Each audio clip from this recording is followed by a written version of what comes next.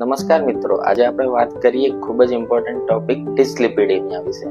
Dyslipidaemia એટલે કે ખરાબ કોલેસ્ટ્રોલ જેવું કે એલડીએલ, ટ્રાઇગ્લિસરાઇડ એનું લેવલ વધારે હોવું અથવા તો એચડીએલ કે જે સારું કોલેસ્ટ્રોલ મનાય છે એનું લેવલ ઓછું હોવું, એને મેડિકલ ટર્મિનોલોજીમાં ડિસ્લિપિડેમિયા અથવા તો સાદી ભાષામાં કોલેસ્ટ્રોલ વધારે આવ્યું એવું કહેવાય છે.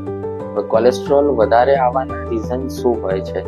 તો સેડેન્ટરી લાઇફસ્ટાઇલ, બહારનું ખાવું, જંક ફૂડ ખાવું, ઓઇલી ફૂડ, પેક્ડ ફૂડ વધારે માત્રામાં કન્ઝ્યુમ કરવાથી કોલેસ્ટ્રોલ વધારે આવી શકે છે. આ વસ્તુ ઇમ્પોર્ટન્ટ કેમ છે?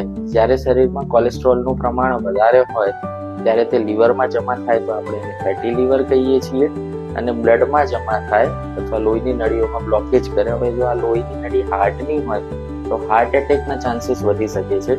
જો આ કોલેસ્ટ્રોલનો ગઠ્ઠો મગજમાં પહોંચાડતી લોહીની નળીમાં જમા થાય તો સ્ટ્રોકના ચાન્સીસ કે લકવાના ચાન્સીસ વધી શકે છે.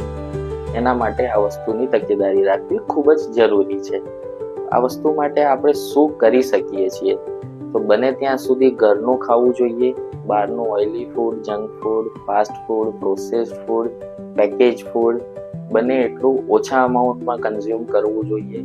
કોઈ પણ જાતનું વ્યસન જેવું કે સ્મોકિંગ, આલ્કોહોલ એનાથી આપણે દૂર રહેવું જોઈએ, અને નિયમિત 30 થી 45 મિનિટ મધ્યમ ગતિથી ચાલવાનું રાખવું જોઈએ, જેથી આપણું શરીર સ્વસ્થ રહે.